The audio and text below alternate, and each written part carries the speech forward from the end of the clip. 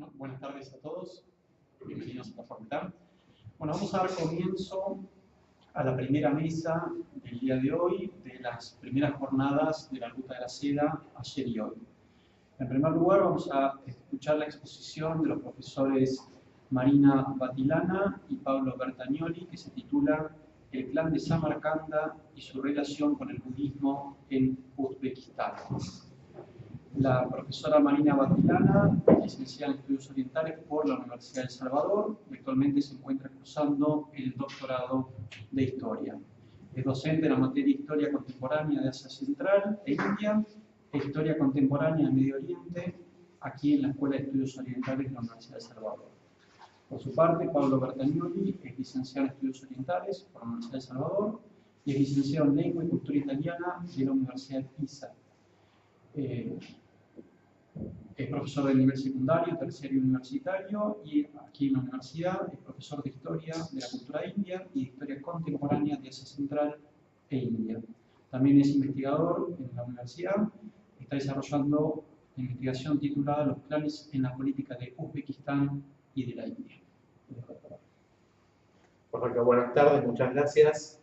Un poquito antes de empezar a hablar de nuestro trabajo, queríamos explicar que cómo se gestó esta exposición es a partir, bueno, ambos formamos parte de un grupo de investigación de la universidad que nos aprobaron un proyecto sobre los clanes políticos en Uzbekistán y el norte de la India.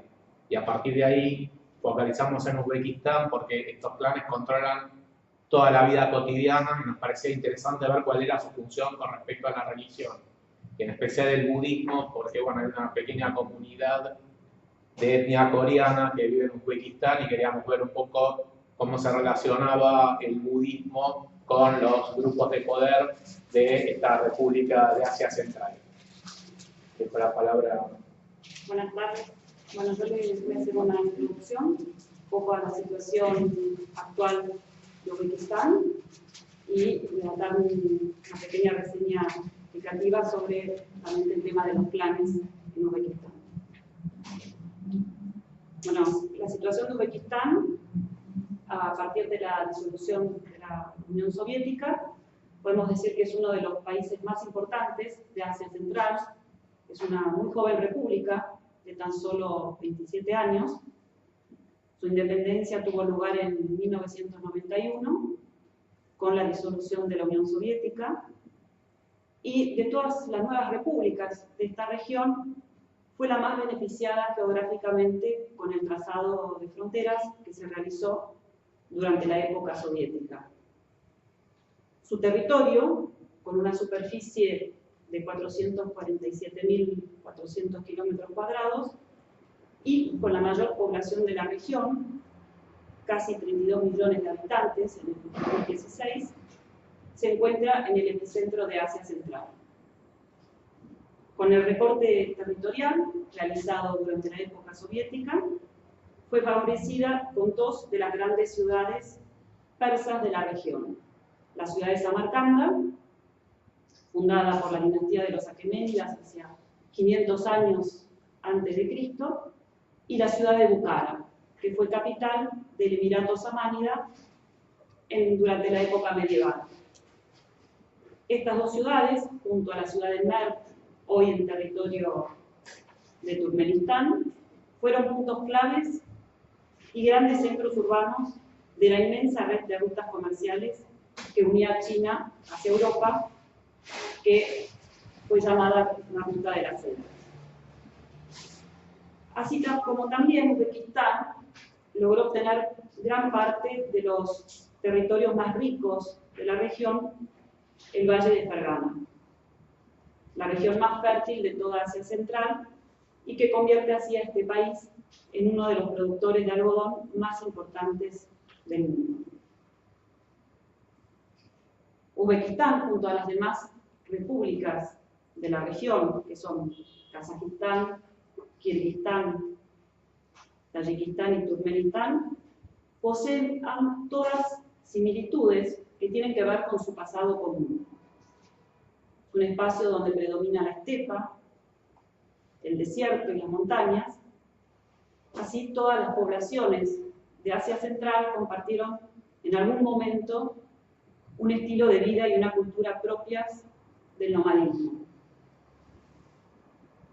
Como territorio donde una identidad nacional, en el sentido occidental de este término, se mantuvo ausente hasta la época soviética, Asia Central se caracterizó históricamente por un fuerte sentimiento local, que se expresó en el corazón de la vida cultural y el espacio social de las personas, hasta la era soviética.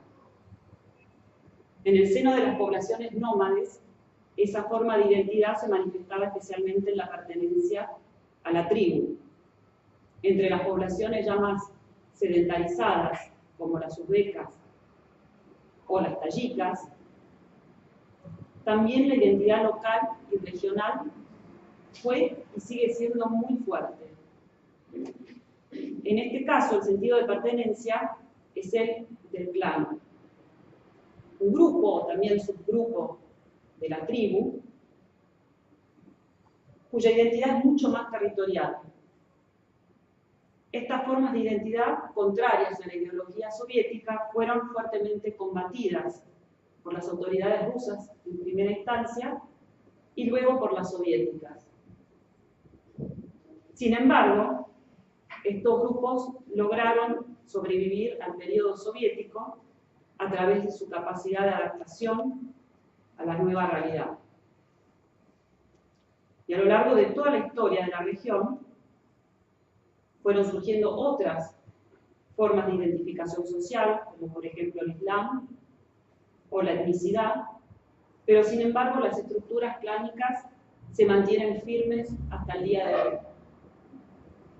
En Uzbekistán, estas estructuras se encuentran actualmente muy presentes, como instituciones informales que interactúan dentro de los ámbitos más formales de la sociedad, como el gobierno, por ejemplo.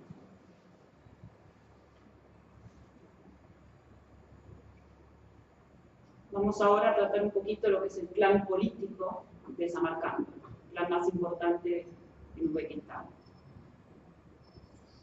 Si bien Uzbekistán es una nación relativamente fuerte en esta región del Asia Central, la población está muy fracturada a lo largo de líneas geográficas, étnicas e intraétnicas. Estas divisiones, como recién lo mencioné, se conocen comúnmente en el país como clanes. La mayoría de los uzbecos se sienten más identificados con su clan que como parte de una nación. Y al igual que en los otros países que forman parte del espacio del Asia Central, donde subsisten también sistemas de solidaridades similares, el término clan puede tener diferentes connotaciones. Para el trabajador común o el agricultor puede significar una división geográfica y cultural. Para un hombre de negocios, un clan es la red dentro de la cual uno trabaja y a la cual se le es leal, con otros clanes vistos como competencia. Y entre la élite, un clan tiene que ver con afiliaciones personales y políticas. Por lo tanto, las élites utilizan el sistema de clanes para su propio beneficio personal y político, mientras que las clases más bajas pueden no considerar estos clanes como un medio de poder. Si bien las élites sí pueden utilizar a estas clases en sus estrategias políticas. Los clanes que hoy dominan la escena política en Uzbekistán y que están basados en su ubicación geográfica se fueron consolidando durante la época soviética. Entre los más importantes se destaca el clan de Samarcanda. Este último se remonta ya a la época zarista, que dividió al pueblo uzbeco en tres provincias: la provincia de Samarcanda, la de Bukhara y la de Tashkent, cada una a cargo de su propio líder. El clan de Samarcanda, debido a su posición como centro cultural de la región, siempre logró destacarse en la vida política y económica uzbeca. Así es que, bajo el poder soviético, en 1930 se trasladó la capital de la República Socialista Soviética de Uzbekistán a la ciudad de Tashkent, de Samarcanda a Tashkent, con el fin de lograr un mayor equilibrio entre los diferentes clanes. A pesar de ello, el clan de Samarcanda nunca dejó de sobresalir en la vida política de Uzbekistán. Su poder se fue alternando durante la época soviética con el clan de Tashkent, y en 1982 el clan de Samarcanda se perpetúa en el poder hasta la actualidad, en primera instancia con el último secretario del Partido Comunista, que también fue el primer presidente y único presidente en Uzbekistán hasta el año 2016, Islam Karimov, que estuvo en el poder casi más de dos décadas. Cuando fallece en el 2016, toma el poder el primer ministro, Shakhtar Mirziyoyev, que también pertenece al mismo clan, confirmando así la permanencia hasta el día de hoy de este clan en el poder. El gobierno de Karimov fue conocido como uno de los gobiernos más autoritarios del mundo. El poder presidencial fue instaurado y perpetuado con elecciones que se caracterizaron por la manipulación y el fraude. Y el gobierno uzbeco se encuentra frecuentemente en la mira de la comunidad internacional en materia de violaciones de los derechos humanos. Se acusó al gobierno de arrestar y detener a miles de personas por motivos políticos. Se lo acusó también de actos de torturas a activistas humanitarios, periodistas, religiosos y cualquier persona sospechosa que amenace al orden impuesto por el gobierno. Con la excusa de la lucha contra el integrismo islámico, todo tipo de oposición era aniquilado. Con el fallecimiento de Karimov y la llegada del nuevo presidente, se abre en Uzbekistán una nueva oportunidad de apertura y de consolidación de la democracia. En el último año y medio, Uzbekistán está sufriendo una serie de reformas que tocan todas las áreas: la vida social, la vida económica y la vida política. Pero bueno, todavía es muy pronto para llegar a un veredicto, pero hay indicios de que las iniciativas realizadas por este nuevo gobierno se encuentran en el camino hacia un gobierno un poco más inclusivo. Me gustaría focalizar un poco más en el budismo, ver un poco cómo se presenta el budismo hoy en este país. Bueno, el budismo llega a Uzbekistán durante la época del Imperio Kuyana, entre los siglos I y III después de Cristo. Y forma parte, bueno, de este imperio que se localizaba en la actual India septentrional, en Pakistán, en Afganistán, en parte de Irán, el territorio obvio de Uzbekistán y Tayikistán. Una leyenda escrita en Pali atribuye la llegada del budismo a la zona a dos comerciantes y a los hermanos Tapasu Vatlika de Bactria, quienes se encontraron con Buda y se transformaron en discípulos. Ya en Bactria decidieron la construcción de templos en honor de Buda. Los kuyanos llevaron el budismo desde el noreste de la India hacia el sur de Uzbekistán, que es donde encontramos la mayor cantidad de restos dedicados al budismo y donde encontramos también parte de la comunidad uzbeca que sigue profesando el budismo. Y esparcieron esta religión a través de las ciudades sobre el río Oxus, el actual Amudarya, siendo la más importante la ciudad de Termez y en los valles aledaños. Otra teoría afirma que el budismo llegó desde Kandahar, es decir, desde Afganistán. La expansión del budismo en la zona fue posible gracias al apoyo de las clases gobernantes. Desde la ciudad de Termez, misioneros partieron hacia Sogdiana en el norte, a Margiana en el oeste y al Tíbet y China para propagar en estas regiones las enseñanzas de Buda. Fueron los monjes chinos que llegaron al Asia Central quienes testimoniaron la existencia de numerosos templos y estupas budistas en la zona, del actual Uzbekistán. En el siglo VII después de Cristo hay testimonios de la visita del monje budista Xuanzang, quien visitó la zona en una peregrinación de China hacia la India, en busca de los libros sagrados del budismo. Este monje escribió una reseña de sus viajes conocida como Registros del Mundo Occidental y señala que encontró muchos templos y monjes, sobre todo en la zona del sur de Uzbekistán. Una serie de edificios, estupas y monumentos testimonian que el budismo estuvo muy activo entre los siglos I y VII después de Cristo. Debido a la presencia de varias etnias, diferentes creencias, tradiciones y culturas, el budismo de Uzbekistán adquiere una forma particular. Además, sirvió de contacto entre el budismo que se practicaba en Asia Central y el budismo chino. El budismo entra en declino como consecuencia de la invasión de los hunos, que comenzó a partir del año 450 después de Cristo, y la expansión del Islam después de la invasión de los hunos. Los sasánidas también realizaron varias invasiones a la zona y se ocuparon de difundir el Islam. Muchos monasterios budistas fueron transformados en madrasas.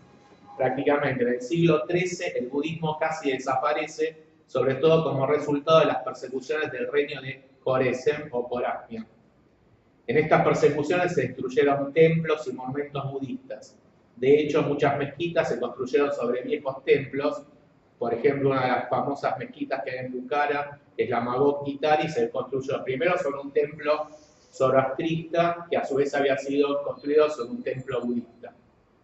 Con respecto a el Uzbekistán contemporáneo, nos interesaría hacer una pequeña introducción sobre cuál es la situación religiosa. Y para nuestra sorpresa, el artículo 31 de la Constitución de la República de Uzbekistán establece: la libertad de conciencia será garantizada a todos. Todos tendrán el derecho de profesar o no profesar cualquier religión. La imposición coercitiva de la religión será impermisible. Cuando nosotros empezamos a investigar desde lo jurídico hacia los hechos, encontramos sutiles diferencias. A pesar del artículo de la Constitución uzbeka que garantiza la libertad de culto, la tolerancia religiosa sigue siendo una asignatura pendiente en este país. Desde su independencia, la vida religiosa uzbeka se caracterizó por la intolerancia y la violación sistemática de los derechos de profesar libremente el culto. En 1998 se sancionó la Ley de Libertad de Conciencia y Organizaciones Religiosas, que limitó severamente los derechos de las comunidades religiosas y otorgó al gobierno la facultad de control de dichas comunidades, sobre todo de la comunidad musulmana. En el caso del budismo, el efecto de esta ley no fue muy significativo, ya que la comunidad budista uzbeka es muy reducida. Dicha ley permite la libertad de culto y establece la separación entre religión y Estado.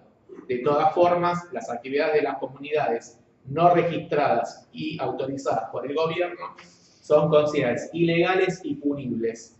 En especial, esta ley establece que cualquier organización religiosa no reconocida no puede producir ni distribuir publicaciones, así como tampoco pueden participar de ellas menores de edad, y sus miembros no pueden utilizar en público vestimenta que haga referencia a la religión, salvo los clérigos. Esta ley también establece que para que una comunidad sea reconocida y pueda ser registrada, tiene que tener presencia en al menos 8 de las 13 provincias que forman el país, con lo cual quedan excluidos casi todos los grupos minoritarios del reconocimiento estatal. También cabe recordar que el sistema de privación de la libertad es muy arbitrario.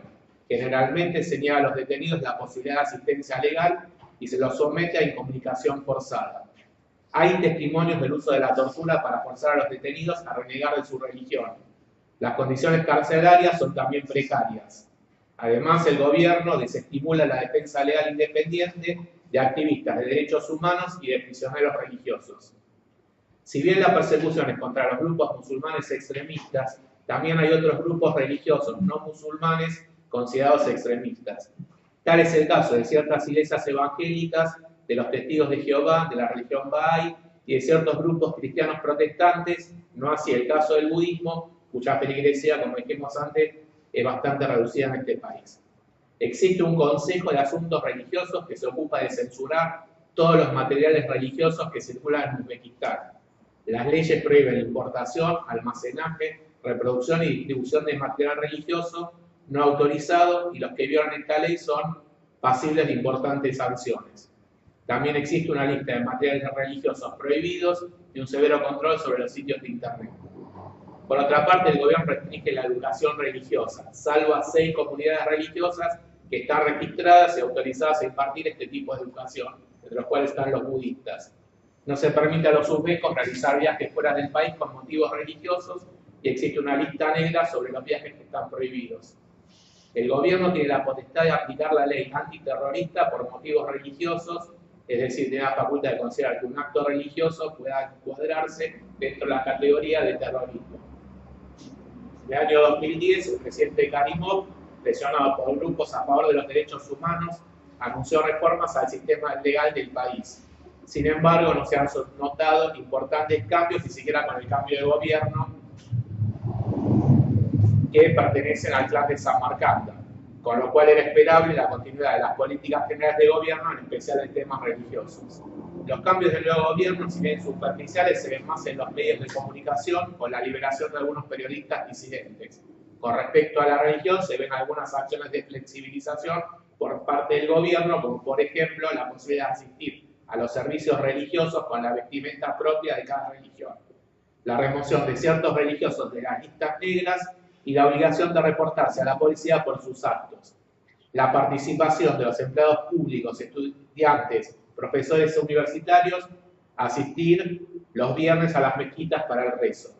Estos cambios se notan más en la religión islámica, que es la mayoritaria, y es por la que el gobierno se encuentra más preocupado. Según la Comisión de Libertad Religiosa de los Estados Unidos, Uzbekistán se encuentra en los 17 peores países del mundo con respecto a la libertad de culto. ¿Qué pasa con el budismo en Uzbekistán hoy? Las comunidades religiosas uzbecas en la actualidad se distribuyen de la siguiente manera. Aproximadamente el 76% son musulmanes, casi un 2% son cristianos, un 21% son no religiosos y un 0,6% pertenecen a la comunidad budista, al zoroastrismo y a otras religiones étnicas locales. Si tenemos en cuenta la población actual de Uzbekistán, que es de 31.850.000 habitantes, las personas que profesan la religión, porque no hay datos estadísticos, serían aproximadamente unas 63.000. Existe una única comunidad budista registrada y autorizada en Uzbekistán. Existe un templo budista en la ciudad de Tashkent, fundado por el monje Yoshu, único monje budista que vive en Uzbekistán. Sigue el budismo proveniente de Corea, teniendo en cuenta que la mayoría de los budistas uzbecos son de la etnia coreana conocida como Koryoin. El monje Yoshu es de 2005 el líder del movimiento budista coreano en Asia Central. La función del templo de Tashkent es la de enseñar la doctrina budista a la comunidad de la etnia coreana. No se ocupa de convertir a la gente y tampoco obliga a quienes asisten al templo a renunciar a su religión original. Se ocupa más bien de revivir los ritos tradicionales y los ritos de conmemoración de los coreanos, que en general comparten tradiciones y valores interculturales, mezclando el budismo con el confucianismo. Los métodos utilizados fueron modificados para adaptarse a la cultura local. Lo que es también importante es que una parte del patrimonio cultural budista se encuentra en Uzbekistán. El mayor patrimonio cultural budista de Uzbekistán lo encontramos en la zona sur, como dijimos, en el valle de Sur-Kardaria, y se extiende en el territorio de la vecina República de Tayikistán. Los principales sitios budistas incluyen cuevas, monasterios y estupas en Karatepe, Fayastepa, Surmala, Airtam, Dabersintepa y Sartepa. El centro principal es la ciudad de Taormina, que es la ciudad de Termés, que era la antigua capital del norte de Bactria, que fue construida aproximadamente en el año 500 a.C. y se encontraba sobre la margen derecha del río Amudaria en la ruta de la seda. También se encontraban pinturas murales, esculturas, cerámicas, elementos de numismática de la época de Kanishka I y de los sasánidas e inscripciones, entre las cuales imágenes de Buda, de bodhisattvas, estatuillas de dragones y leones alados. Originalmente la ciudad era zoroastrista y luego se transformó en un centro de educación budista. Los primeros estudios del budismo en Asia Central, en esta región, datan del año 1932, cuando fueron encontrados bloques de piedra con imágenes en relieve cerca de Airtam. Este descubrimiento fue el puntapié inicial para comenzar una escuela de budismo, de estudio del budismo, en Asia Central. Bueno, se cree que el complejo de Ain fue construido apenas antes del gobierno de Kanishka y sea el primer templo budista construido en el norte de Bactria. Bueno, existen otros sitios arqueológicos importantes. Pero pasaría un poquito a las conclusiones de este trabajo. No sé si tenemos... Sí, puede ser. Bueno, podemos ver que el budismo se estableció en la zona hace casi 2000 años y fue sistemáticamente destruido por los pueblos islámicos que se instalaron en la región. Sin embargo, hubo un resurgir en el siglo XX a partir de la etnia coreana que se instaló en Asia Central. De todas formas, esta comunidad no es significativa para el resto de la población. Podemos también ver que la política de Uzbekistán independiente, si bien su constitución garantiza la libertad de culto, está totalmente controlada por el gobierno, ya que la considera un elemento distorsivo para el poder que ejerce el clan de Samarcanda. Esto se puede ver en las leyes que norman la religión y en la vida cotidiana. De todas formas, el problema religioso es más evidente en la religión musulmana, no así en la religión budista, básicamente por varios motivos. El primero, la comunidad budista uzbeca no es significativa, es 0,2% de la población total. En segundo lugar, el budismo que se practica en la actualidad está vinculado con Corea, no siendo un elemento que pueda erosionar el poder. Pensemos, por ejemplo, qué sucedería si el budismo practicado en Uzbekistán fuese, por ejemplo, el budismo tibetano. La comunidad budista prácticamente no hace proselitismo y se dedica casi totalmente a difundir las enseñanzas de Buda, es decir, cumple un rol educativo que no distorsiona la vida política del país. El budismo está relacionado con la etnia Koryoin, es decir, es más un símbolo de la tradición de un pueblo y una corriente religiosa. En síntesis, el budismo no comporta ninguna situación problemática para el clan Samarcanda y por eso su profesión es bastante libre y poco controlada en Uzbekistán, salvo el cumplimiento de la ley de registro de culto.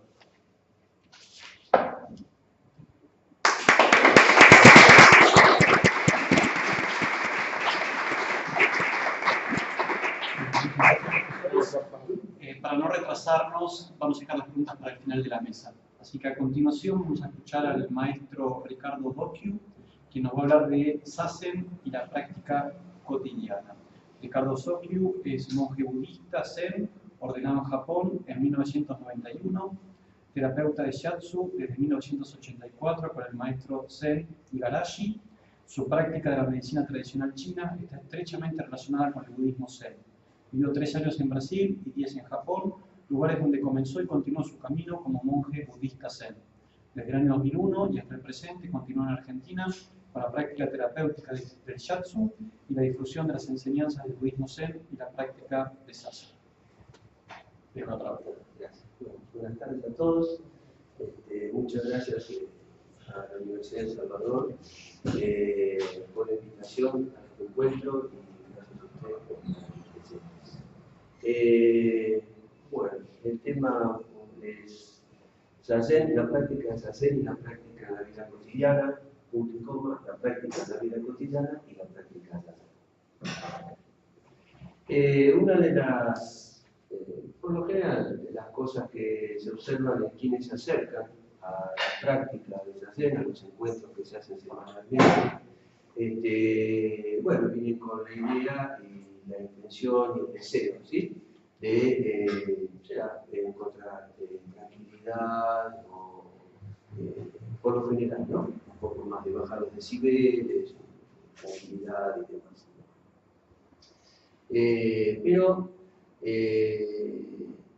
Y ven solamente esta práctica como el único medio o la manera principal a través de la cual podría uno llegar a encontrar esta paz, tranquilidad, sosiego, etc.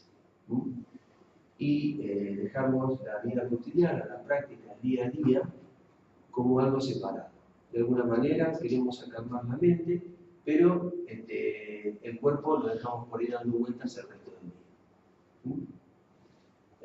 Por ejemplo, una práctica de Zazen, por lo general, más o menos dura 40 minutos. Un día, 24 horas, le sacamos 8 horas de sueño aproximadamente. ¿Sí? Hacemos 16 horas, son 960 minutos. 960 minutos de un día, casi menos de, si vamos a las matemáticas, creo que 0,1%. Intenté hacer los cálculos antes, pero más o menos hasta ahí llegué. Pero arriba del 0,1%. 960 minutos por día. Son 6.720 minutos por semana. Después, si quieren hacerlo por mes, por año, y así. Y estamos hablando de 40 minutos. 40 minutos es imposible realmente. Si tenemos la intención de acalmar esa mente, sin tener en cuenta qué es lo que hacemos esos otros minutos restantes del día. Y de eso un poquito vamos a hablar, a través de la postura de la zen. La práctica de zazen se hace sentado sobre un almohadón. Hay unas posturas tradicionales. La postura tradicional es la postura del loto, o loto completo, o medio loto. O sea que es la postura en la cual nos cruzamos de piernas. Pierna derecha sobre pierna izquierda sobre. Y de esto tenemos 3 puntos de apoyo. Las 2 rodillas con el coxis que está apoyado, levantado sobre un almohadón. O sea, la práctica se hace sobre un almohadón. Con esto tenemos 3 puntos de apoyo.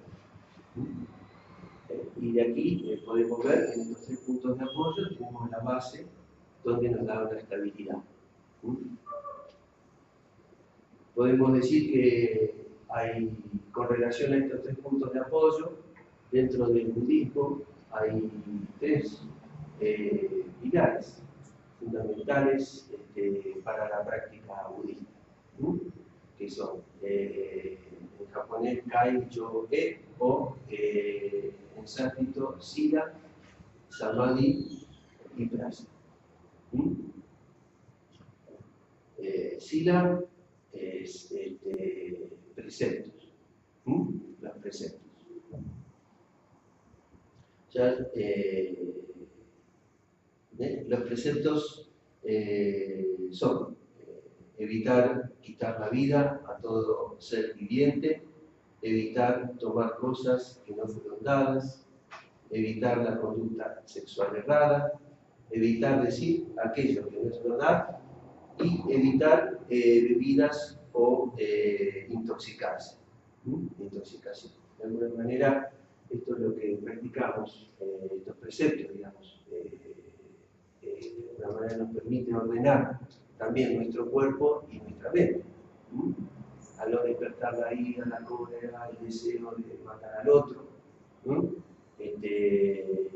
por, ¿cómo se dice? Por chisme, uno por rencor, uno querer hablar mal del otro, mentir, es una manera de practicar a través del cuerpo, de la mente y de la palabra, de la conducta sexual errada, y intoxicarse no solamente con bebidas, sino también intoxicarse con las enseñanzas, también, con el Dharma o las enseñanzas. De querer aprender, de querer aferrarse a eso como lo único, la verdad, y uno de alguna manera también se intoxica del alma. Entonces, como decía antes, tomamos cuidado a través de estas prácticas cotidianas, a través del cuerpo, de la mente y de la palabra. Y eso también hace que, en relación a lo que decía de la práctica del zazen y la vida diaria, hace que no esté como dividido en nuestros días, también ese cuidado, esa atención hacia uno mismo y hacia los demás, a través del cuerpo y de la mente. El otro punto es samadhi. Samadhi, que se lo transmite como, o se lo traduce como meditación, contemplación o recogimiento.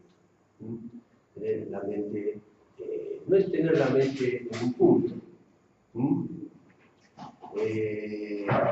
Uno piensa que está concentrado todo el tiempo, pensamos que es estar atento solamente a una sola cosa. En general se han hecho distintos experimentos con monjes budistas o practicantes avanzados y no practicantes en distintas universidades. quizás en la Universidad de Estados Unidos, en la Universidad de Stanford, hace algunos años atrás, 8 o 10 años, yo recuerdo haber visto inclusive en algunas revistas sobre estas experiencias. Pero me acuerdo también en Japón, en la Universidad de Kumazawa, se habían hecho ya muchos años antes también este tipo de experiencias, donde le colocan distintos cablecitos a monjes veteranos o practicantes veteranos y gente que, o principiantes o quien no practica. Y comienzan se sientan, hacen. Y al rato hay un sonido. Y lo que se observa en los monjes o practicantes veteranos es que registran el sonido, pero que la onda del cerebro registra el sonido, pero que vuelve nuevamente al punto donde estaba antes, poco a poco. Lleva un tiempo, pero vuelve a ser. Mientras que en los practicantes principiantes o quienes no practicaban, quienes eran la primera vez, seguían por mucho más tiempo el movimiento de la onda de la mente. O sea, el sonido lo llevó a un pensamiento, ese pensamiento a otro pensamiento, y así seguía. Y de alguna manera estar concentrado sería esto. O sea, uno no es que está enfocado y no en un punto, sin ver todo lo que hay a su alrededor, sino de que está presente en ese momento, registra lo que sucede, pero la mente vuelve a ese estado de concentración, contemplación o recogimiento. En ese sentido, samadhi, ¿no? Y eso creo que es muy útil también en la vida cotidiana, ¿no? Imagínense si estamos solamente concentrados y atentos a una sola cosa, en la calle tendríamos muchos problemas. Principalmente a veces si cruzamos alguna calle, sin prestar atención para que pase algún coche, una bicicleta, una moto, y si no, cuando estamos andando. Nuestra atención está constantemente yendo de un asunto que sucede a otro. ¿Sí? Pero mantiene, o sea, puede volver o tiene esa posibilidad, o podemos desarrollar esa posibilidad de volver a ese punto. En ese sentido, recogimiento, ¿no? Concentración, de esa manera. Y de esta manera, lo que se llama cultivo de la mente.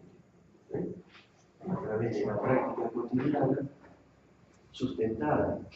O sea, se hace sustenta la práctica cotidiana tanto como la práctica cotidiana sustenta ese satsang. Esos 40 minutos de los cuales hablaba antes, y las diferencias de número no eran para decir que esto es poco y lo otro es mucho. Los dos son varios, pero uno se sustenta al otro.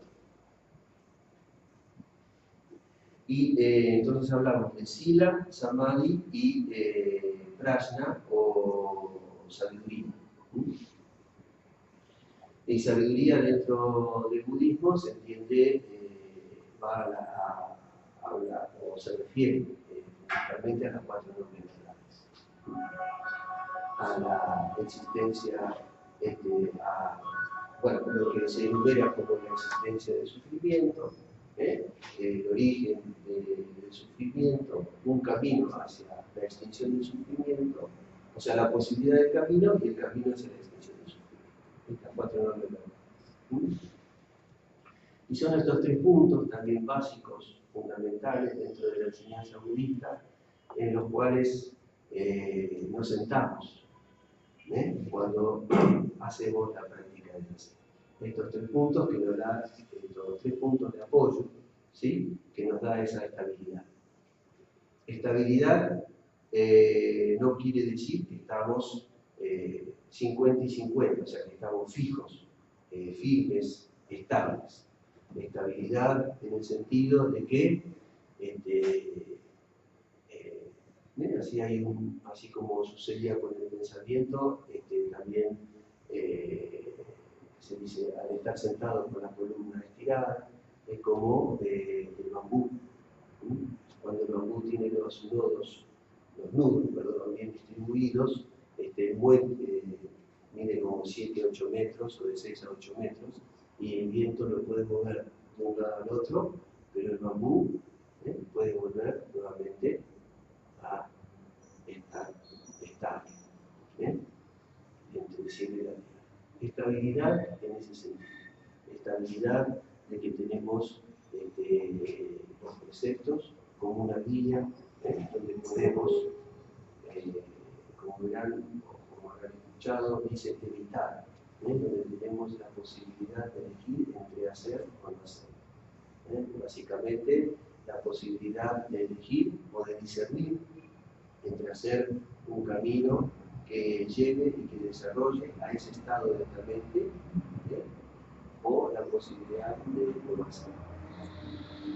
Dentro de la práctica misma, en la misma postura, podemos ver cómo esta cuestión se ve manifestada. Otro asunto dentro de la postura de deshacer, hay 3 también puntos principales, que son la armonización de la postura, de la cual hablamos un poco,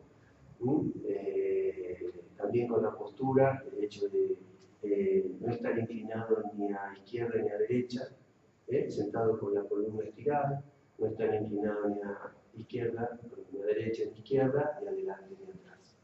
De alguna manera, nuestros pensamientos van entre me gusta, no me gusta, quiero, no quiero,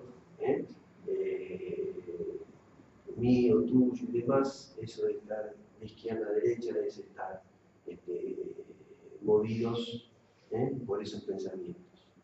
Y por eso mantener la columna estirada, o la columna estirada.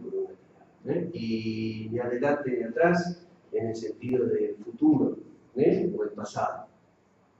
Nuestros pensamientos también, en el día a día, están entre el futuro, lo que haré, lo que debo hacer, lo que tengo que hacer, o en el pasado, lo que me hizo, lo que no me hizo, lo que perdí, lo que gané, lo que podría ganar, etc.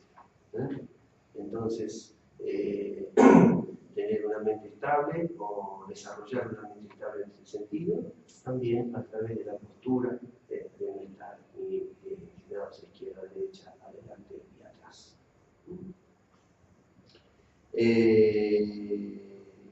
Entonces, postura, ¿sí? 3 puntos, armonización de la postura, la respiración y la mente. Hablamos un poco sobre la postura, y ahora armonizar la mente. En este sentido, armonizar la respiración. Dentro de la respiración, bueno, tiene mucho que ver fundamentalmente con nuestros estados emocionales, ¿no? Cuando hay miedo, nuestra respiración se acorta. Cuando hay angustia, todo ese ki, esa energía se reúne en el pulmón. Cuando hay euforia, se expande de más, digamos, ¿no? La alegría no se refiere a la alegría, sino a un exceso de alegría, de euforia. En ese sentido, hay un exceso de euforia, de risas. Si ustedes ven, la gente se acalora, el corazón tucu, tucu, tucu. O sea que dentro del punto de vista de la medicina tradicional china, afecta al corazón. Si bien estamos hablando del día, muchas de las imágenes habrán podido ver o escuchar también, de gente cuando mungó a favor y contra de la Argentina seguro y todo lo demás, cómo se manifestaba eso, en gritos, pero gritos así alarmantes para un mismo. Alguien que le gusta el fútbol y puede ser fanático, pero son gritos que denotan un estado emocional.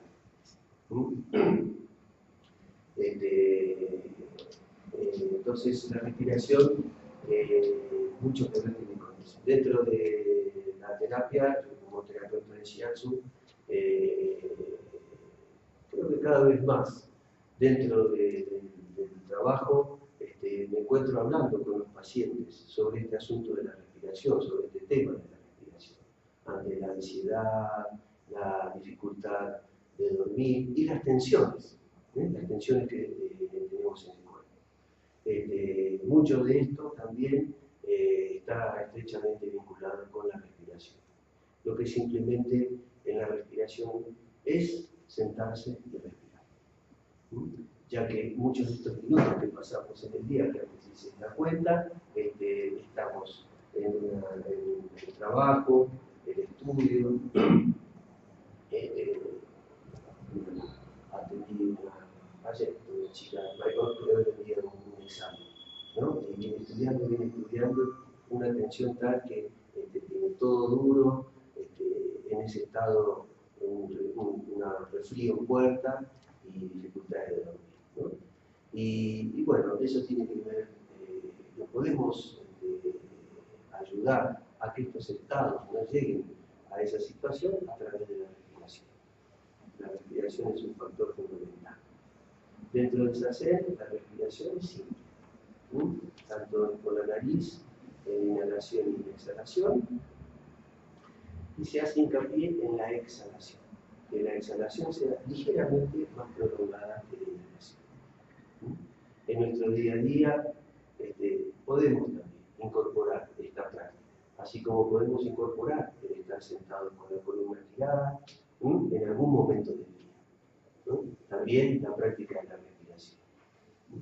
Y esto hace que tanto las tensiones emocionales como las tensiones físicas sean más suaves o se disuelvan. Y la respiración también, dentro de la práctica de zazen, es imaginar el aire entra y sale de los pulmones, no hay otro órgano que se encargue de esta función en el cuerpo, pero nos imaginamos que el aire llega a esta zona que está 3-4 dedos debajo del ombligo. Se la llama, hay un punto de acupuntura que se llama Kangen o Tanden. Ese punto Kangen es el retorno al origen, así como se llama la traducción del chino, o Tanden. Un punto muy común también, utilizado dentro de las artes orientales, ¿sí? De la práctica de las artes marciales orientales. Y lleva toda la respiración a este punto, haciendo hincapié en la exhalación. Practicando esto, solo sentándose, practicando esto 3 minutos, 5 minutos, podrán ver los cambios que pueden producir. Y de esta manera armonizamos la respiración. Y la armonización de la mente. La armonización de la mente, dentro del budismo, se dice que la mente es como un caballo salvaje y los pensamientos son como un mono que va de rama en rama. Un caballo salvaje que está como un niño de 3 años, como un niño travieso. Todo lo quiere. Así. Y todo quiere satisfacerse a sí mismo. Como un niño cuando le dan un juguete y después le dan otro y lo agarra y otro y lo agarra acá y otro lo agarra acá, y cuando se le acabó la mano va a agarrarlo con la otra, y cuanto más juguetes o cosas le dan no le gusta, más quiere agarrar, pero ya tenemos la mano llena, no podemos agarrar más y no soltamos porque queremos todo, si podemos guardar todo, pero hay un momento en que no se puede. Y así es como la mente nos gobierna a través de eso que dentro del budismo se llama deseo. No es el deseo de yo deseo venir a un encuentro, o deseo primero hacer este encuentro de budismo, algo único en Buenos Aires, en Argentina, a lo que estábamos hablando antes, un poquito por la poca difusión que ha tenido, no en cuanto a crítica, sino para tenerlo en cuenta, ya que no es común encontrar este tipo de encuentros en Argentina. ¿Sí? Y tenemos esa posibilidad aquí. Alguien que deseó eso y lo desarrolló, uno que desea sentirse bien y se acerca al lugar. Pero atrás de ese deseo está el apego. Y eso es el asunto en el cual estamos gobernados por ese apego, ya que ese deseo hace que uno se sienta bien y queramos repetir esta experiencia de bienestar. Y realmente todo cambia, de ahí lo que dentro del budismo se llama impermanencia. Entonces, no es algo que suceda de acuerdo a nuestro libre deseo, el hecho de que si hoy hicimos algo que está bien, esto pueda continuar de esta manera. Y el poder ver esta cuestión es algo de que nos hace estar con, o desarrollar o mantener una mente calma, una mente serena. Y estas son cuestiones que suceden en nuestro día a día en la práctica cotidiana. Por eso el hecho de hablar de Zazen en la práctica cotidiana, que además es un punto también que hace mucho hincapié dentro del budismo Zen en este sentido, ¿no? A calmar la mente, se habla mucho de la mente, pero es a calmar el cuerpo a través de nuestras acciones cotidianas. Sentamos con el cuerpo. Cuando uno viene a una práctica de Zazen, nadie, en general, la guía o las instrucciones de cómo hacer Zazen, nadie habla sobre la mente, se habla sobre el cuerpo. Sentás, pones el pie así, la pie así, la mano así, la mano así, la columna de tal manera, se respira de tal manera y nadie habla de mente. Cuerpo. Y por eso el hecho de la práctica de Zazen y la práctica cotidiana no son dos cosas separadas.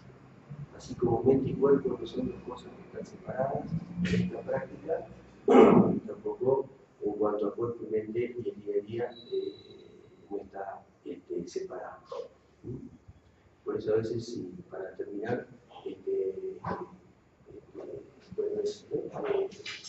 se encuentra difícil el poder simplemente sentarse. Poder simplemente sentarse es algo muy difícil. Sustentarlo separado de la práctica cotidiana. Muchas gracias.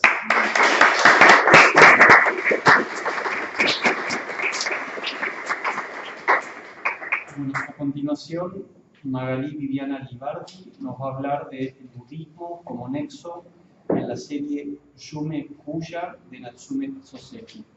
Magalí Libardi es traductora científico-literaria en inglés y traductora pública en inglés por la Universidad de El Salvador, en la que se desempeña como docente. Tiene a su cargo las cátedras de Traducción Literaria 1, Traducción Literaria 2, Método de Traducción y Literatura Inglesa y Norteamericana en ambas sedes de la Escuela de Lenguas Modernas de la Universidad de El Salvador.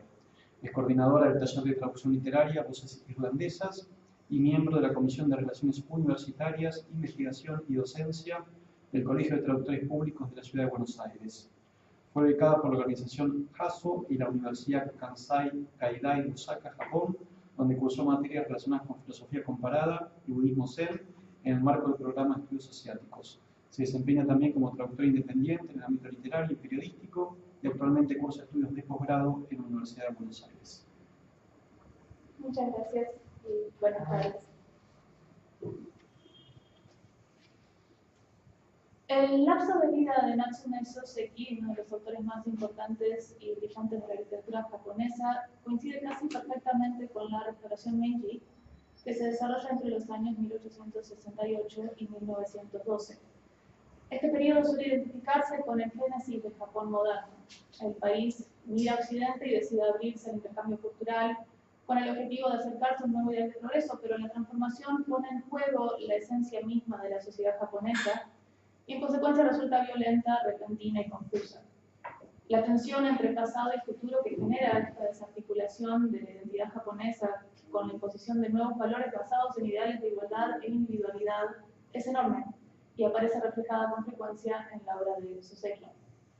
La restauración Meiji se constituye además como un periodo de inusitada producción literaria de altísima calidad. Natsume Soseki es en efecto una de las más brillantes luminarias de la época, pero no la única. La acompañan entre otros Mori Ogai y Shimasa Kitoson, el poeta Ishikawa Takaku, Nagai Kaku y Tanisaki Junichiro. Entre 1906 y 1916, Soseki publica sus ficciones largas y su columna editorial en el Asahi Shimbun, pero también publica allí series de ensayos personales breves, cuyo género se conoce como yoí, puesto que desde el punto de vista de la arquitectualidad, y cito a Genet, la percepción genérica, como se sabe, orienta y determina en gran medida el horizonte de expectativas del lector y, por lo tanto, la recepción de la obra. Es importante recordar que hablar de ensayo en relación a Soseki no es necesariamente hablar de textos no ficcionales. El profesor de literatura japonesa Marvin Marcus explica que la taxonomía de los géneros literarios japoneses es peculiar. La diferenciación e integridad de género es maleable y los límites entre lo ensayístico y lo ficcional son cuanto menos permeables. Por su amplitud, el género Shōgen se vuelve un ámbito propicio para la experimentación formal, en el que Soseki se permite privilegiar la libertad discursiva y el juego estilístico. Una de las primeras series resultantes de esa experimentación es Yume Yuya, o Los sueños de 10 noches, una decena de piezas surrealistas muy breves publicadas entre julio y agosto de 1908, ricas en nihilismo, contenido simbólico y temáticas esencialmente sosekianas. La frase Yume Yuya se ha traducido al español, como dije, como Los sueños de 10 noches, y en inglés como 10 Nights of Dreams, pero en su diccionario inglés de 2015 el traductor Matt Rebo opta por 10 Nights Dreaming, que se ajusta mejor a la ambigüedad a la que se presta la frase en japonés: se han soñado 10 noches o se han soñado 10 sueños. La unidad y la fractura se concentran en esa interpretación dual.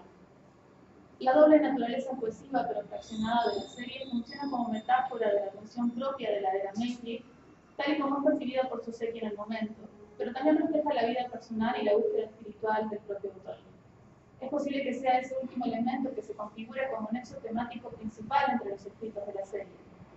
El presente trabajo se propone explicitar el modo en que la intensa y compleja relación de Soseki con el budismo atraviesa la totalidad de Yume Yuya. Natsume Soseki es un hombre reservado, pero por sus cartas se sabe que es budista y que a través de las enseñanzas Zen y Shin buscaba lograr una mente y un corazón inalterables. A sus 27 años participa en un retiro de meditación Zen de 10 días en el templo Engakuji y persiste en la práctica el resto de su vida. Poco antes de morir, el 10 de noviembre de 1916, escribe una carta al joven monje budista Kimura Genjo, en la que dice, en cuanto a mí, he decidido continuar la práctica Zen personal a mi modo y conforme a mi capacidad. Espero ser mejor cuando volvamos a vernos. Las referencias al budismo y en especial al budismo Zen están presentes tanto en sus escritos no ficcionales como en sus poemas y novelas más importantes. Incluso para sus contemporáneos, la presencia de esta dedicación espiritual es evidente. Y cito: todo lo que escribe Natsume Soseki tiene algo de Zen, asegura el autor de una entrevista publicada en 1910. Las piezas que componen Yume Yuya pueden clasificarse en 3 grupos en función del aspecto de la tradición budista que sobresale en ellas. El primer grupo, en el que las referencias al budismo son manifiestas o de fácil inferencia, lo conforman la segunda, tercera, quinta, sexta y novena noches. En la segunda noche, la acción se sucede en un monasterio Zen y el episodio involucra a un guerrero que intenta alcanzar la iluminación durante una sesión de Zazen, pero puesto que lo motivan el odio y el miedo al deshonor, no lo logra. La estatua Jizo, que se menciona al final de la tercera noche, es de las que frecuentemente se encuentran a los lados de los caminos en Japón. Representa al Bodhisattva, que en sánscrito se conoce como Siddhigarbha, y que protege a los niños, en especial a aquellos que mueren antes de sus padres, y a los viajeros. Por su parte, tanto la quinta como la sexta noche mencionan las figuras que aparecen en la tradición budista. Amano-yaku, un demonio proveniente de la mitología japonesa más antigua y relacionado con las deidades del sintoísmo, pero que fue asimilado al budismo y que con frecuencia aparece en las imágenes budistas, ya sea como uno de los demonios ocupados por los 4 reyes celestiales o en la armadura del dios Villamonte, y Unkei, un famoso escultor budista del periodo Kamakura. La quinta noche nos recuerda que la obra de Soseki también se nutre del sintoísmo y del confucianismo. Tanto Amano-yaku como Hachiman, la deidad a la que está dedicada, consagrada el santuario al que acude a rezar una joven madre en la novena noche, pertenecen a ambas tradiciones, la budista y la sintoísta. Hachiman, por lo general, es presentado como el dios de la guerra, pero también es un bodhisattva. En el segundo grupo se engloban las 2 noches en las que se pueden identificar elementos que simbólicamente remiten a las enseñanzas budistas. El primer sueño concluye con la transmutación, tras 100 años de espera, de la bella mujer en una flor. Y una última frase, en japonés, Hekenen wa mo, kiteitan da na, koto no toki hajimete higatsuita, que se traduce como en aquel instante comprendí por primera vez que al final habían transcurrido 100 años. La flor, que produce una profunda comprensión tácita, es central en el mito de origen de la tradición Zen, ya que es en el sermón de la flor fue este el modo en que se llevó a cabo la transmisión del Dharma entre el Buda y el primer ancestro. En la 10ª noche, Yotaro, que resiste la embestida de miles de cerdos que terminan por caer uno por uno al vacío, tras un ligero toque de la vara del protagonista sobre el hocico, hasta que un cerdo consigue finalmente lamarle y Yotaro se desploma. El cerdo es la representación convencional budista de la ignorancia, uno de los 3 venenos. Yotaro regresa al pueblo después de su desventura, pero está enfermo y probablemente no sobreviva. Es posible que la pieza apunte, si se tiene en cuenta la importancia del tren y del sombrero Panamá de Yotaro, a que se reflexione sobre el problema del progreso, el cambio de paradigma y la incipiente banalidad de la era Meiji, pero el ser y la ignorancia también se relacionan más profundamente con la ilusión del yo, y en su afán por salvarse, Yotaro demuestra su obsesión con ese yo. Esa es la ilusión fundamentalmente egoísta que subyace a todas las demás. Los animales que representan los otros 2 venenos también son mencionados en la serie de sueños. El gallo, que se identifica con la avaricia o el apego, aparece en la 5ª noche, y la serpiente, es decir, la aversión y la agresividad, aparece mencionada en la 4ª noche. El tercer grupo es aquel en el que se aplican o vislumbran conceptos generales del budismo o de la práctica zen en particular. La 3ª, 4ª y 7ª noche pueden pensarse en relación con esta categoría. Cuando el narrador de la 3ª noche descubre que su hijo es la persona que había matado un siglo antes, cito la versión en español, el niño que llevaba a cuestas se hizo mucho más pesado, tanto como un niño hechizo de piedra. Esta trama aparece inspirada en la noción de karma, que sostiene que toda acción voluntaria engendra ciertos resultados. En el sueño, la culpa resultante de una acción vil se manifiesta físicamente en el narrador como personaje principal y psicológicamente en el narrador como soñador. Asimismo, el narrador de la 7ª noche está en perfecto estado de angustia, no encuentra sosiego a bordo del barco en el que se encuentra. Cuando decide lanzarse al mar, sin embargo, se da cuenta de que esto tampoco es lo que desea. Aquí la noción central es la de dukkha, o falta de satisfacción. Para el budismo, ni siquiera la muerte alivia esta insatisfacción intrínseca a la experiencia humana, la única cura es el cese del deseo y el noble camino óptimo. La 4ª noche, con la desarticulación lógica entre las palabras y las acciones del anciano que lo protagoniza en su tono enigmático en general, remiten a la noción de koan. El koan es un modo de apertura verbal a lo genuino que busca destruir los prejuicios sobre la realidad como se la percibe y revelar aquello que se esconde detrás de los pensamientos. El koan aparece de forma mucho más explícita en otra obra de Natsume Soseki, Mon, o La Puerta, en la que Sosuke, uno de los personajes principales, debe en un determinado momento encontrar la respuesta para un koan tradicional que le ofrece su maestro. El koan en cuestión es el mismo que el propio maestro de Soseki, Sakuso Enroshi, le da para que medite, y que luego Soseki reformula en un haiku de 1895, que aparece ahí: Honrai no men mokukan yuki terma. ¿Cuál es tu naturaleza original, hombre de nieve? Este es un ejemplo de varios que podrían citarse para señalar la importancia que tiene el concepto de koan en la vida personal de Soseki y en el modo en que esa importancia se hace visible también en sus escritos. La 4ª noche juega especialmente con el tono y la paradoja propios del koan, pero de cierto modo todas las piezas de Yume Yuya dilocan al lector y le proponen numerosos puntos de partida hacia la contemplación profunda. La 8ª noche se presenta como la excepción a la serie. Desde allí, el narrador ve pasar a Yotaro de la 10ª noche, a quien identifica por su nombre, a la geisha del primer sueño, y oye además la llamada de un vendedor de dulces que le recuerda que no ha visto a uno desde su infancia. Esto último puede ser una referencia al anciano de la 4ª noche, en la que el narrador es un niño. La 8ª noche es un punto de encuentro y desde su peculiaridad refuerza la unidad de la serie. La fragmentación que opera en Yume Yuya es reflejo de la preocupación constante de Soseki respecto tanto a su propio sentido de identidad como el de Japón. Cito en inglés: The genius of Japan's Meiji period is often located in Natsume Soseki's identification of his own severe physical and spiritual problems with those that obsessed Japan in that confused early period of westernization. A sus 24 años, Natsume Soseki escribe el siguiente haiku. Miruichi wa waremo hotoke no kokoro kana. Mientras mira el Buda, incluso yo tengo la mente del Buda. En las palabras que el maestro Soen Shaku pronuncia tras la muerte de Soseki resuena ese y tantos otros poemas que Soseki dedica a la práctica budista. Cito por última vez en inglés. I don't know much about Soseki, but I felt he was a man gifted with a natural Zen spirit. His Zen study was nothing much, but he seemed to have touched the root of Buddhism and Oriental philosophy.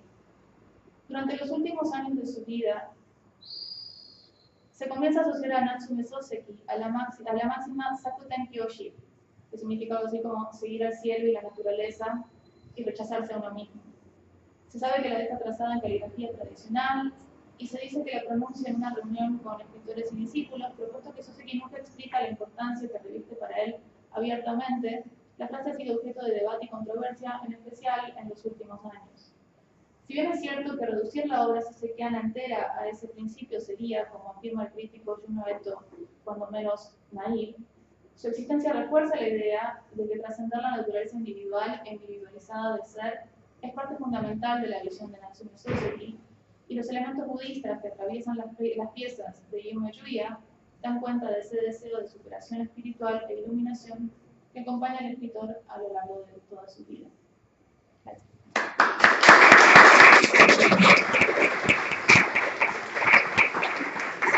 Gracias, profesora.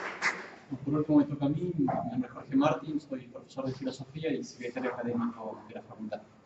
Bueno, yo les voy a hablar de las relaciones entre la Maitri budista y la Ágape cristiana, las interpretaciones occidentales de los filósofos Arthur Schopenhauer y Henri Bergson. El estudio científico del budismo comenzó a desarrollarse en Europa entre 1820 y 1850, es decir, posteriormente a la constitución de un saber filológico en torno al hinduismo a fines del siglo XVIII. Este abordaje histórico y doctrinal estuvo acompañado por el desciframiento de lenguas como el pali y el tibetano y la llegada de manuscritos sánscritos a Londres y París, provenientes de Nepal. Antes de esas fechas, el conocimiento que se tenía del culto a Buda era muy vago y confuso, a tal punto que se consideraba que era anterior al brahmanismo. Uno de los referentes indiscutidos que posibilitaron este renacimiento oriental en el siglo XIX fue Eugène Burnouf, quien en 1832, en el Colegio de Francia, sucedió a Léonard de Jussy en la primera cátedra de sánscrito abierta en Europa. Años después, en 1844, publicó su célebre Introducción a la historia del budismo indio, primera exposición rigurosa de la enseñanza de Buda, tal como era posible reconstruirla en su época. En relación con el tema que nos ocupa en esta exposición, en su monumental obra de 1852, Le Lotus de la Pontoise, Burnouf nos dice: no vacilo en traducir por caridad la palabra Maitri, que expresa no la amistad o el sentimiento de afecto particular que un hombre siente por uno o varios de sus semejantes, sino ese sentimiento universal que hace que uno sea benévolo con todos los seres humanos en general, estando siempre dispuesto a socorrerlos. Esta virtud, que como se sabe es uno de los rasgos característicos de la moral budista, me parece expresada por la palabra Maitri, en la cita. A partir de esta mención se multiplicaron las comparaciones entre la benevolencia budista y el amor cristiano por parte de los pensadores occidentales. En lo que sigue analizaré los abordajes que hicieron de este tema Arthur Schopenhauer y Henri Bergson, dos filósofos que compartían algunas afinidades intelectuales y que tenían en alta estima tanto al budismo como al cristianismo, pero que discrepan en torno a la pregunta de cuál de estas dos religiones es la más plena. En 1814, Schopenhauer comenzó el estudio de la antigua religión de la India gracias a su amistad con el orientalista Friedrich Mayer. Este le recomendó la lectura del Upnekat, una recopilación de 50 Upanishads traducidas al latín del persa por Anquetil Garon en 1801, quien presentaba la obra como Secretum Tegendum, es decir, un secreto que hay que ocultar. Si bien ya en su época los filólogos fueron muy críticos de esta traducción, por no provenir del sánscrito, Schopenhauer siempre la reivindicó con gran efusividad. Es la lectura más gratificante y conmovedora que se puede hacer en este mundo, con excepción del texto original. Ese ha sido el consuelo de mi vida y será el de mi muerte. Más allá de que se presente a veces a Schopenhauer como el primer filósofo indoeuropeo de la historia, lo cierto es que este interés por la India es compartido por todo el movimiento romántico. Además, como ya hemos mencionado, en estas primeras décadas del siglo XIX, el estudio de sus religiones no contemplaba el budismo. Por eso, cuando Schopenhauer redacta de 1814 a 1818 El mundo como voluntad y como representación, no ha podido tomar, como él mismo reconoce, ningún influjo de él, puesto que, cito, hasta 1818, cuando apareció mi obra, en Europa había sobre el budismo muy poca noticia, incompleta e imperfecta. Sin embargo, a partir de la difusión de las traducciones de los textos budistas y su comentario por parte de diversos estudiosos, las referencias al budismo comienzan a aparecer en sus distintos escritos. En los suplementos del mundo como voluntad y como representación, de 1844, en Pararga y Paralipómena, de 1851, en la segunda edición sobre la voluntad y la naturaleza, de 1854, y en los añadidos de la última edición de su principal libro, en 1859. Como consecuencia de esta proliferación de menciones, el propio Schopenhauer se alegra de constatar el acuerdo, Übereinstimmung, tan profundo que existe entre su doctrina y esta religión. Desde su punto de vista, tanto los filósofos como los fundadores de las religiones vienen al mundo para transmitir una interpretación de la vida y para dar una respuesta al enigma de la existencia. Pero mientras que los primeros se dirigen a unos pocos, los segundos lo hacen a la mayoría de las personas. Por eso, los últimos no comunican la verdad en sentido puro y abstracto, sino que la expresan a través de alegorías, parábolas, símbolos y misterios. La religión, para Schopenhauer, siempre es mitología, verdad en sentido alegórico, es decir, metafísica para el pueblo, un vehículo por medio del cual se le enseñan verdades profundas que en otro caso le resultarían inalcanzables. El valor de una religión depende del mayor o menor contenido de verdad que, bajo el velo de la alegoría y el símbolo, contiene, y de la mayor o menor claridad con la que la verdad es visible a través de ese velo. A su vez, la diferencia fundamental entre las religiones no radica en que sean monoteístas, politeístas, panteístas o ateas, sino en si son optimistas o pesimistas, es decir, si presentan la existencia del mundo como justificada en sí mismo, y de este modo la ensalzan, o si la consideran como la consecuencia de nuestra culpa, y por tanto como algo que no debería ser, al reconocer que el sufrimiento y la muerte no pueden formar parte del orden eterno de las cosas. Teniendo en cuenta estos parámetros, para Schopenhauer, el budismo se destaca sobre todas las religiones, tanto desde el punto de vista de la verdad expresada como del modo en que es transmitida. Desde la perspectiva de nuestro autor, ambas posturas, la suya y la budista, concuerdan fundamentalmente en los siguientes aspectos. Primero, la identificación de la vida con el mal y el sufrimiento. Segundo, el rechazo de toda forma de teísmo. Tercero, la constatación de que las personas y las cosas individuales son ilusorias, careciendo de toda naturaleza propia. Cuarto, la exhortación a la pérdida de sí y a la compasión por toda forma de ser vivo. Quinto, la negación ascética del querer vivir, ya que el dolor es fruto del deseo. Sexto y último, el concebir intelectualmente la liberación o la salvación de un modo puramente negativo.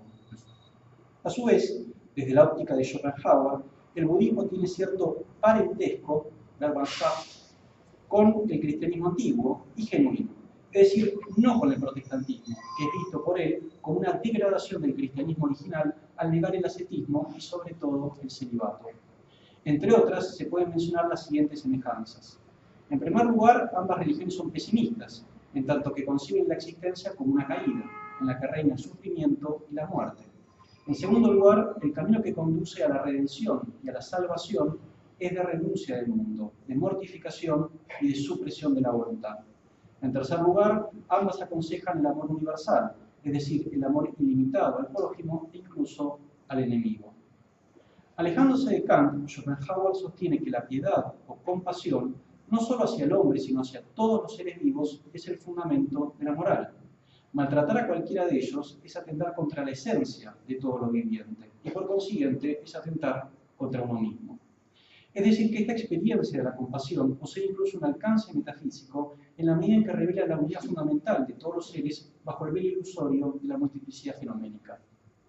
Tat Tvam Asi es la fórmula que toma nuestro filósofo de la Chandogya Upanishad para sintetizar su metafísica de que todo es uno y de que la distinción entre los entes es solo aparente, y que él traduce por eso eres tú o ese ser vivo eres tú mismo. Schopenhauer afirma: Alle Liebe, Agape, Caritas ist Mitleid, es decir, todo amor, Agape, Caritas, es compasión. Aquí coinciden el contenido ético del cristianismo y el del budismo, y por eso para él son las religiones más sublimes y perfectas. No obstante, hay una primacía moral del budismo sobre el cristianismo, en la medida en que la compasión budista trasciende el ámbito humano y se extiende a todos los animales, mientras que la misericordia cristiana se reserva exclusivamente para las almas humanas. Cito.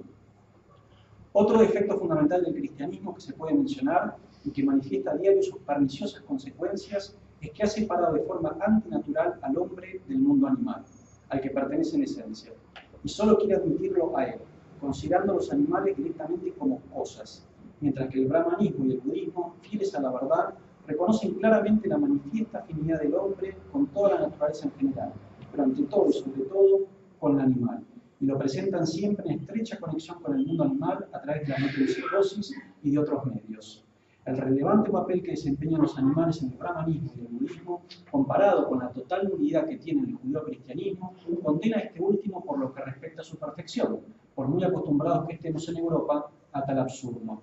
Entre los hindúes y los budistas, en cambio, prevalece la Mahavakya, la gran palabra, Tattvam Asi, eso eres tú, que se expresa siempre acerca de cada animal para recordarnos la identidad de su esencia interior y la nuestra como pauta de nuestras acciones. Fin de la cita. Antes de pasar a nuestro próximo autor, me gustaría señalar que, en general, los orientalistas han sido bastante críticos con respecto a la lectura que ha hecho Schopenhauer del budismo. Sin duda reconocen los esfuerzos que ha realizado para promover su estudio en Europa y los elogios que le ha dirigido, pero también desconfían de la generalidad de sus enunciados. Por ejemplo, parecería no distinguir con mucha claridad el brahmanismo del budismo, en una época en la cual las diferencias se habían señalado por los especialistas, y habla de él como si fuera un todo rígido y sin variantes. Además, se habrá notado que atribuye la fórmula védica Tattvam Asi tanto a los hindúes como a los budistas. Pero a menos de que el texto no deja suponer ninguna preocupación ética, como plantea la hermenéutica schopenhaueriana, la idea de que hay una unidad ontológica que subyace a la pluralidad de los entes no es compatible con las enseñanzas de Buda. Asimismo, la fascinación del filósofo por la ascesis india se limita al ayuno, a la castidad, a la pobreza, etc., es decir, a la mortificación del cuerpo, pero no tiene en cuenta las prácticas psicosomáticas, morales e intelectuales que apuntan a una purificación total del ser humano. Por último, no se puede identificar el nirvana con una suerte de nihilismo aniquilador. En síntesis, los orientalistas plantean que Schopenhauer ha recurrido al budismo solo para confirmar sus propias tesis, que ignora la terapéutica budista y su camino del medio para alcanzar la paz, y que identifica erróneamente budismo con pesimismo. Paso al otro autor.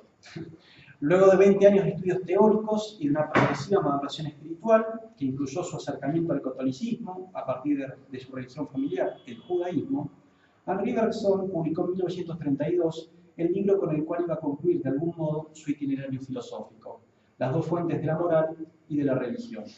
Este texto es una obra compleja y extensa que consta de 4 capítulos. El primero es la obligación moral, el segundo es la religión estática, el tercero es la religión dinámica y el cuarto, observaciones finales, mecánica y mística. Al comienzo del capítulo tercero, que es el que aquí nos interesa, Bergson retoma su concepción del impulso vital, que ya había desarrollado en la evolución creadora. Según lo planteado en esa obra, la energía creadora se lanza en la materia para obtener de ella todo lo posible, pero solo la línea de evolución que conduce al hombre y a la inteligencia representa un éxito para el esfuerzo creador, puesto que implica la aparición de la libertad en nuestro planeta. La inteligencia, sin embargo, a pesar de todas sus virtudes, no dejaba de tener sus peligros. Por un lado, daba conciencia de la propia finitud y de la incertidumbre en cuanto a los resultados de nuestras acciones. Por otro, también tenía consecuencias antisociales, en la medida en que el individuo se preocupa primero de sí mismo. Dicho en otros términos, la inteligencia suscitaba la depresión y el egoísmo. En estas condiciones, es claro que el futuro de nuestra especie no hubiese sido factible. Por eso, la inteligencia humana desarrolló en sí misma la función fabuladora, que es la encargada de elaborar las religiones. El papel de esta religión, llamada por Bergson estática o natural, y estudiada en el capítulo segundo, consiste en suplir un déficit posible del apego a la vida en los seres dotados de pensamiento. Ahora bien, se pregunta el autor, ¿no hay otra manera de lograr que el hombre esté apegado a la vida a pesar de los peligros que implica la conciencia reflexiva? Para Bergson se puede lograr esto remontando el impulso del cual han surgido todas las cosas. Pero si bien el hombre no podía lograrlo con la inteligencia sola, ya que ésta trabaja en sentido inverso a la vida, el filósofo recuerda que en torno a la inteligencia queda una franja de intuición. El esfuerzo místico, que es una prolongación, una intensificación del esfuerzo intuitivo, implica que el alma está en contacto con el principio vital y que se deja penetrar por él. De este modo, la confianza que la religión estática aportaba al hombre se encontrará transfigurada. Ya no habrá más preocupación por el porvenir ni retorno inquieto sobre sí mismo. ¿Se puede hablar de religión en ambos casos? Sí, responde Bergson. Primero porque el misticismo sigue proporcionando en forma eminente la seguridad y la serenidad que la religión estática debe transmitir. Además, el misticismo, para propagarse, ha debido insertarse en las religiones existentes y las ha transformado por esto mismo. Para acceder actualmente al misticismo, es necesario referirse a las diversas tradiciones religiosas que él ha contribuido a crear, por inserción en lo que preexistía. Cabe aclarar, no obstante, que entre el misticismo puro y la religión estática hay una diferencia radical de naturaleza, siendo el primero supraintelectual y la segunda infraintelectual. De todas formas, se mezclan en diversas proporciones para generar religiones mixtas, la religión dinámica, en las que se intercalan transiciones y diferencias de grado. El verdadero misticismo es algo raro, sostiene el autor. El místico auténtico es más que un hombre, es alguien que está en proceso de deificación por su participación en el impulso vital. Antes de llegar al misticismo cristiano, que para él es el más completo, Bergson analiza los esbozos del misticismo futuro. Y es aquí donde hace referencia a la India antigua, es decir, previamente a la influencia que pudo ejercer sobre ella la cultura occidental. Es importante mencionar que nuestro filósofo reconoce que su aproximación al pensamiento oriental es a partir de intérpretes, que los críticos ignoran cuáles son, y no a partir de un estudio directo de las fuentes. Específicamente sobre el budismo nos dice lo siguiente, cito: el budismo, más científico que el brahmanismo por un lado, es más místico aún por el otro. El estado al que encamina el alma está más allá de la felicidad y del sufrimiento, más allá de la conciencia. Es por una serie de etapas y por toda una disciplina mística que desemboca en el nirvana, supresión del deseo durante la vida y del karma después de la muerte. No hay que olvidar que en el origen de la misión del Buda está la iluminación que tuvo en su primera juventud. Todo lo que el budismo tiene de expresable en palabras puede sin duda ser tratado como una filosofía, pero lo esencial es la revelación definitiva, trascendente, a la razón como a la palabra. Es la convicción gradualmente ganada y súbitamente obtenida de que el objetivo es alcanzado, terminando el sufrimiento, que es todo lo que hay de determinado y por consiguiente de propiamente existente en la existencia. Si consideramos que aquí nos encontramos no ante una vista teórica, sino ante una experiencia que se asemeja mucho a un éxtasis, que en un esfuerzo por coincidir con el impulso creador, un alma podría tomar la vía así descrita y no fracasaría sino por detenerse a mitad de camino, separada de la vida humana, pero no alcanzando la vida divina, suspendida entre dos actividades en el vértigo de la nada, no vacilaremos en ver en el budismo un misticismo, pero comprenderemos por qué el budismo no es un misticismo completo. Este sería acción, creación, amor. Fin de la cita. ¿Esto significa que para Bergson el budismo ha desconocido la caridad? De ninguna manera. Al contrario, nos dice, la ha recomendado en términos de una elevación extrema. Al precepto ha acompañado el ejemplo, pero le ha faltado calor, chaleur. ¿Por qué el misticismo budista ha carecido de una caridad ardiente como el misticismo cristiano? Según nuestro autor, porque al buscar, frente a un contexto adverso, la liberación a través del renunciamiento y elevación de la vida, ha descreído de la entrega total y gratuita de sí mismo, es decir, de la eficacia de la acción humana, no teniendo verdadera confianza en ella. Por el contrario, para Bergson, si bien los místicos cristianos han pasado por estados semejantes a los puntos intermedios por los que pasó el misticismo antiguo, no se han detenido en ellos. La diferencia entre ambos misticismos radica en que en el cristianismo la meta no es el éxtasis contemplativo. Lo que caracteriza al misticismo cristiano es que la unión con Dios continúa después del momento contemplativo, impregnando toda la existencia humana. Esta no se limita al pensamiento y al sentimiento, sino que también incluye la voluntad. El místico pleno es aquel que hace coincidir su querer humano con el querer divino. Luego de la unión con la divinidad en el éxtasis, se transforma en su instrumento, coincidiendo su libertad con la actividad divina. Posee una superabundancia de vitalidad, ya que Dios es la vida misma. El único orientalista que le ha respondido a Bergson, del cual tengamos noticia, es Paul Masson-Ursel, quien ha sostenido que numerosas corrientes místicas de la India son completas, en tanto conducen a la acción. Concluye su artículo con estas palabras: ninguna filosofía, aparte del bergsonismo, ha admitido tanto la existencia del impulso vital como las metafísicas indias, pero las místicas en las que acaban estos sistemas pretenden en su mayoría realizar el espíritu en contra de este impulso. Para la India, el impulso vital, que es creador, es esclavizante, a menos que se tenga éxito en suspenderlo o en hacerlo desandar lo andado o en sublimarlo. Fin de la cita. Es claro entonces que si se trata de acción, en la mística india tiene poco que ver con la acción bergsoniana, siendo aquella más bien la búsqueda de una deserción gradual del cuerpo que una toma de contacto con el esfuerzo creador que manifiesta la vida. Ya para concluir, si tuviéramos la oportunidad de preguntarle a Schopenhauer sobre esta interpretación de Bergson, nos diría que está marcada por su judaísmo de base. En efecto, para el pensador alemán, la categoría filosófica de judaísmo implica fundamentalmente tres cosas: el deísmo, el realismo y el optimismo. Frente a esto, él niega la existencia de un Dios personal, creador del universo a partir de la nada, que hace pasar el mundo material por algo real y la vida por un don que se nos ofrece. Es decir, que reivindica el ateísmo, el idealismo y el pesimismo, lo cual, desde su punto de vista, es acorde con las enseñanzas budistas. Muchas gracias.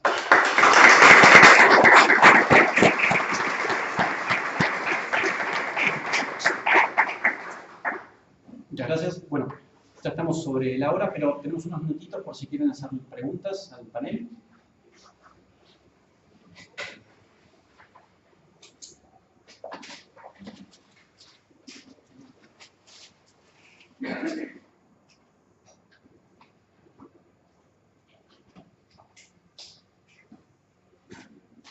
¿Una pregunta, consulta, comentario? Sí. Yo quería hacer una pregunta específicamente sobre lo que es la técnica del Zazen. Se utiliza, digamos, sobre lo que es la técnica formal dentro de esos 40 minutos, no de los 970 restantes. Instrumentos a nivel del cuerpo físico para poder favorecer esa estabilidad de la mente, por ejemplo, en la práctica de mudras o de determinadas prácticas respiratorias que vayan más allá de llevar la conciencia hacia el espacio abdominal. Dentro de Zazen no, del mismo Zen no. Sí, el cuidado del tipo de vida, ¿no? La alimentación, no porque sea vegetariana o carnívora, pero sí cuidar la alimentación, cuidar el cuerpo. Sí, en ese sentido, sí, el maestro Doge habla de eso en el reglamento Fukan Zazen, ¿no? Reglas generales para la práctica Zazen. Antes explica una serie de cosas y al entrar en la práctica misma, habla, ¿no? De cuidar la alimentación, de cuidar el tipo de vida, en ese sentido sí. Pero no hay un instrumento o algo que